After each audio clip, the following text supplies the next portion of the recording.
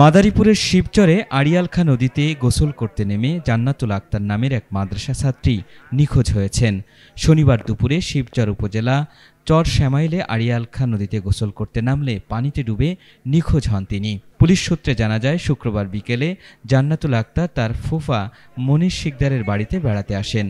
শনিবার দুপুর 1:30টার দিকে বৃষ্টি নামলে ফুফাতো বোন মেঘলা আক্তারের সাথে জান্নাতুল আক্তার বাড়ির কাছের আড়িয়ালখা নদে গোসল করতে যান। এ সময় গোসল শেষে মেঘলা ওপরে উঠে আসলেও জান্নাতুল আক্তার সাঁতার না জানায় আড়িয়ালখা নদের স্রোতের টানে ডুবে যান। খবর পেয়ে ফায়ার সার্ভিস ও সিভিল ডিফেন্স এবং পুলিশ যৌথভাবে উদ্ধার অভিযানে নামে। শনিবার সন্ধ্যা পর্যন্ত নিখোঁজ জান্নাতুলকে উদ্ধার করা সম্ভব হয়নি। তবে জান্নাতুলকে উদ্ধার অভিযান অব্যাহত আছে বলে জানান শিবচর ফায়ার সার্ভিস ও সিভিল ডিফেন্সের স্টেশন কর্মকর্তা তপন সাহা।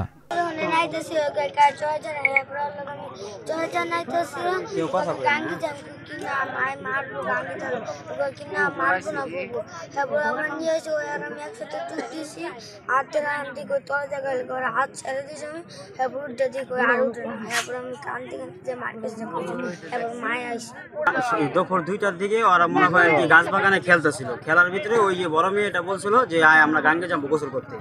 গোসল করতে আইসা ওই যেরকম গাঙ্গে নামছে, গাঙ্গে নামার পর ওরা হাত ধরে টান দিছিল। ওরা যেরকম ওর হাত ছুটে গেছে গা, ওই মেয়েটা মনে করেন কি গাঙ্গে চলে গেছে। তো ওই আবার মনে করেন দৌড় দিয়ে বাসায় গেছে, বাসায় গিয়ে আর আম্মুরে ডাকিয়ে নিয়েছে। নিয়ে আনার পরে যেরকম এই ঘটনা মনে করেন সব মানুষজন জানতে পারছে। ওই মুসলিম মাদ্রাসা বন্ধ দিছে, আইসে ওই যে বিয়ানের কয়টা বাজে যে ম্যাক নামছে।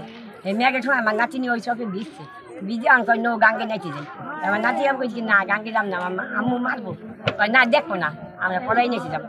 এই পড়াই নাইতে আইসে আমার নাতির হাত যেটা ডুব দিছে, ডুব দিয়ে আর উঠতে পারে নাকি।